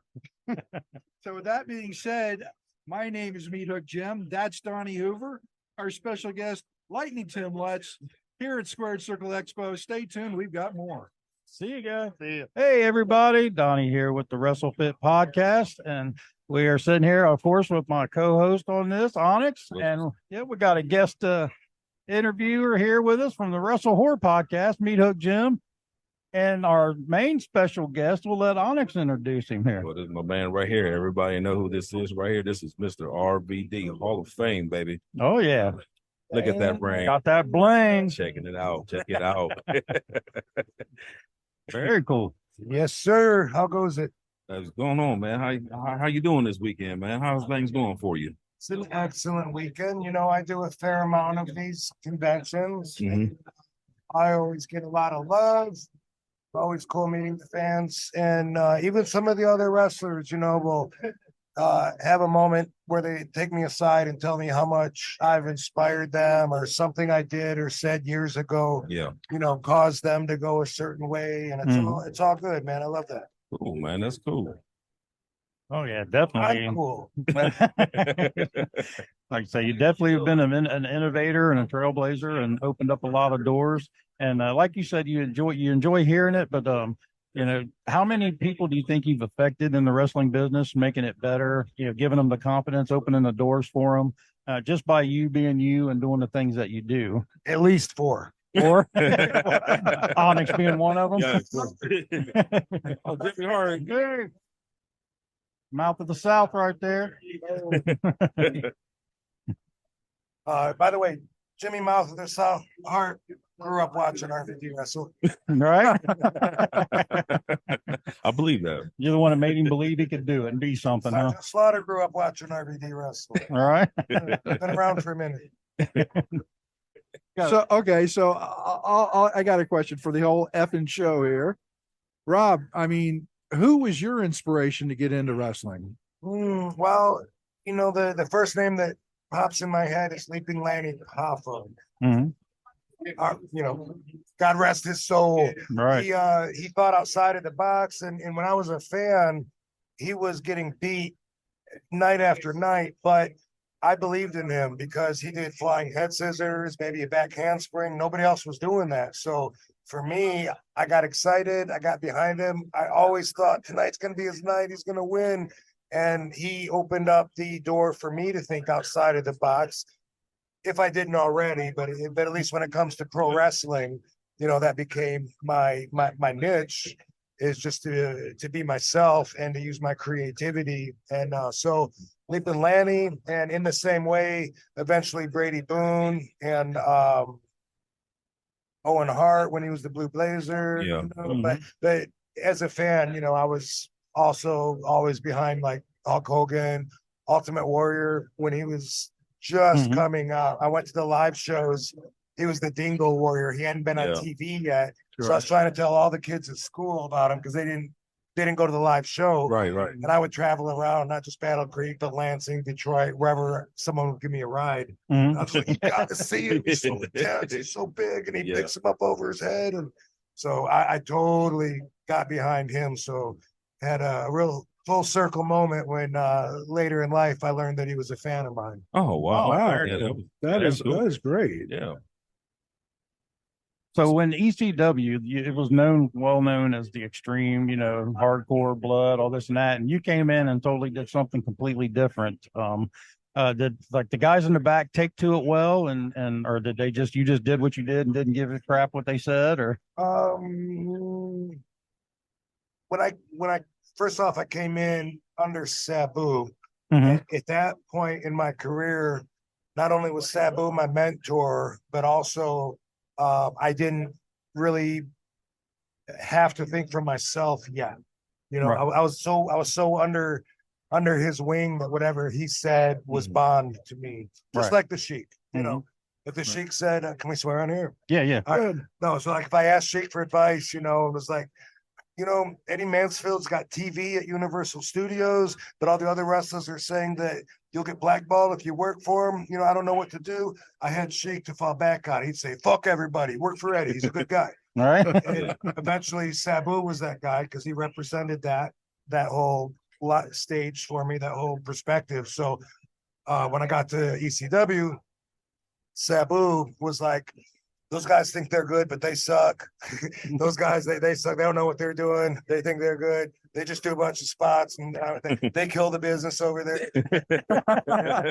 That's how he brought me in. And also, I feel like I was accepted in that kind of way too, because I wrestled Sabu, came back to the dressing room. Everybody was on their feet clapping, and I didn't know I had no idea what to think about that because that didn't happen before. And I didn't know, it actually made me feel awkward. And I walked right through everybody. And then when Sabu came through, I told him, I said, when I tried to go through, everybody was clapping. What was that? And Sabu said, "Oh, well, that match we had, that's nothing for me and you because we wrestle each other all the time, but they'd never seen a match like that. So they were clapping because they really liked the match. They thought it was outstanding." I was like, "Really?"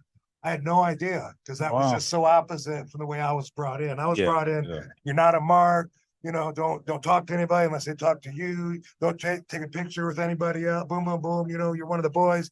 And that was so old school. Now every wrestler in the dressing room gets a picture with RVD. You know, it's changed so much, but at that point, that was part of the change. I mean, there was a bunch of guys in the dressing room that were marks, you know, but once I learned the bigger picture and I realized that everybody has their place and draws in their own fans and adds to the extreme family. You know, now I look at it a lot different than when I was in the middle of it with that competitive heart. Yeah. But I never felt like I wasn't accepted by anybody. I think I felt like I was among the top echelon since day one there. Right. Yeah. Awesome. I would have to agree with that. All right. So I got a question for you. What do you think are some of the biggest changes you've seen since you got into it till today with wrestling? Well, the whole generation of wrestlers right now seems like they watch me and my peers and were inspired to do moves that they thought were cool, but they didn't have me or my peers training everybody or spreading or passing on the mindset. And that's what the Sheik taught me. The Sheik taught me to believe in what I was doing every single second. And I always have. When I'm in the ring, that's commitment. You know what I mean? Nowadays, that's missing. And I see a guy like get like thrown into thrown into the corner. And then it's like, I swear I see the guy go, okay, I'm off for 30 seconds. I'm gonna take a break here. And they just stand there and they're just waiting. And it's like, I guess they're trying to let the guy know I'm ready, but so does everybody else. Everyone knows you're standing there waiting for the guy. That is the opposite of the way I got trained. Gotcha. Gotcha. Yeah. Understand that. Has Rob Van Dam and Superman Onyx ever been in the ring together? We've been on a couple of shows together, but never in the ring. No, never faced off, huh? No, Not yet. Not Yeah. No, never know, See huh? how this interview goes. May have something I impromptu know. coming up afterward. You know what it is? Yeah. I was taught to believe in every second, and so like I feel like I'm in a fight. I'm from that perspective. Right. Somewhere along the line, kayfabe died, and now all the guys that are in it were fans that came up thinking not only that it's fake, but thinking they understand how it all works. Yeah. And now they're in the business running it. Yeah. And even though they weren't right about the way that it works that way now because you're the ones doing it. Right. Yeah. Do you think it'll ever go back to the way it was? I can't see it doing that. Honestly, no.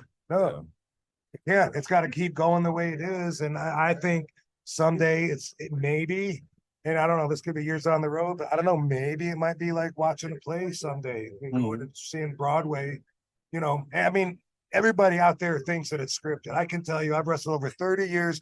No one has ever handed me a script. If you handed me a script and I read it and it said, RVD looks to the crowd. Right. I would agree. I would think it's fake too. Right. RVD looks crowd, gives a wink in the gun. Right. Well, make it fake because that's the way that they came up. That's their mindset. And they didn't have someone like me or Sabu or the Sheik or anybody to really rough them up and be some respect into them. Yeah. Yeah. I understand that. Well, you listen to these marks and they say, oh, well, it's fake. But I challenge them. I said, get in the ring with one of these guys and tell me how fake it is. Well, I don't know how you want me to comment. It's not really a question, but what I will say to that is even wrestlers, when I hear other wrestlers defending that particular point, right, they'll say, well, if it's fake, then how come I got a scar on my knee? And how come my elbows hurt? Ew, it's real. That doesn't mean anything. Except for that means you fucked up. Right. You could watch Dancing with the Stars, and if someone slips and cuts their knee, guess what? Now Dancing with the Stars isn't fake. What are you saying? I don't get that. I don't get that at all.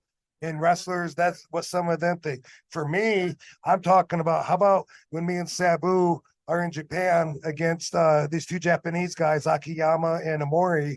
And before the match, Sabu and I are saying, let's keep them in our corner. Let's blow them up. Let's try and make quick tags in and out so that they get winded. Anytime one of us gets covered, come in and make the save. Don't let them get to their corner and make a tag is a shoot. And those guys are saying the exact same thing about us because we really were competing and we both really did want to be in that #1 contender spot for the tag team titles. That totally different than the way it is now. Right. You're so right about that. Right. You don't see that. You don't see it that way. No, not at all. Yeah, one thing I wanted to ask you is, like I said, you've been in some grueling matches. People know your history. You've bounced around and done things just like all the other wrestlers in the industry.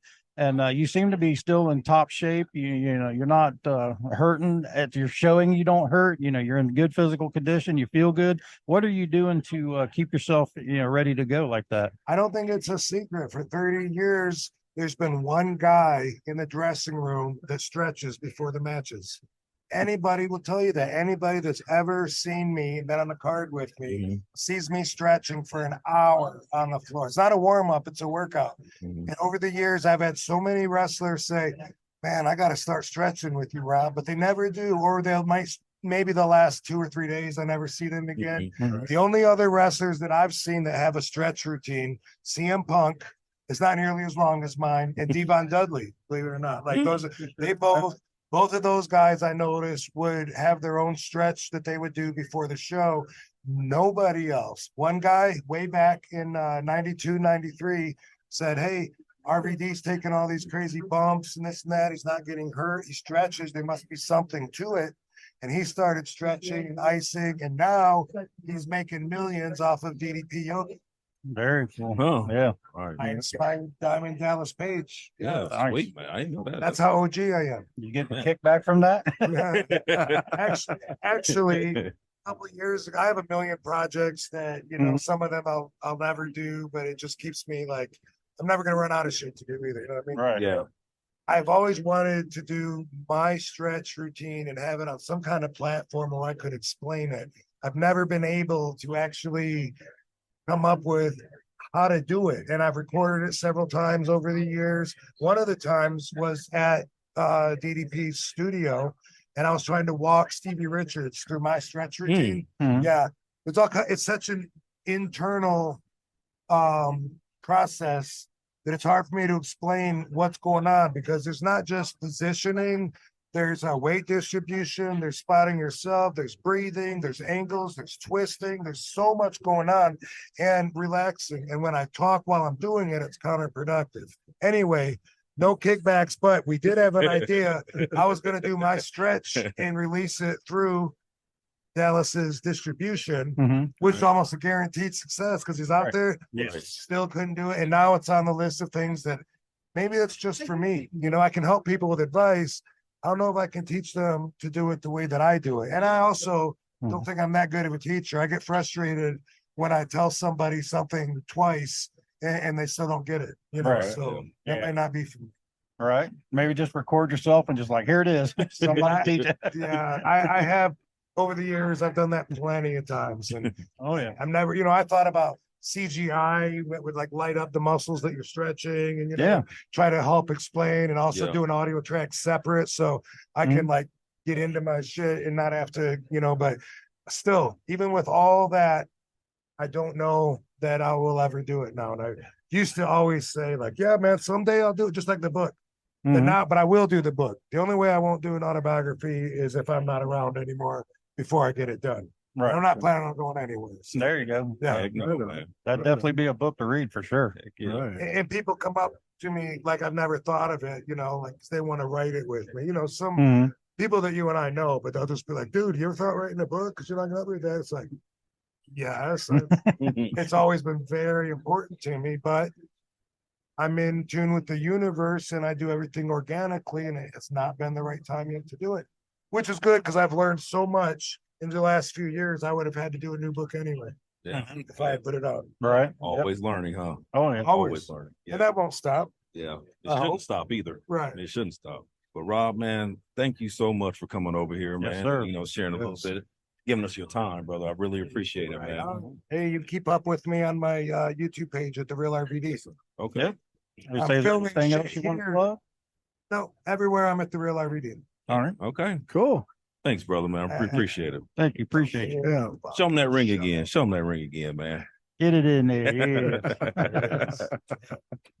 Cool. See you guys.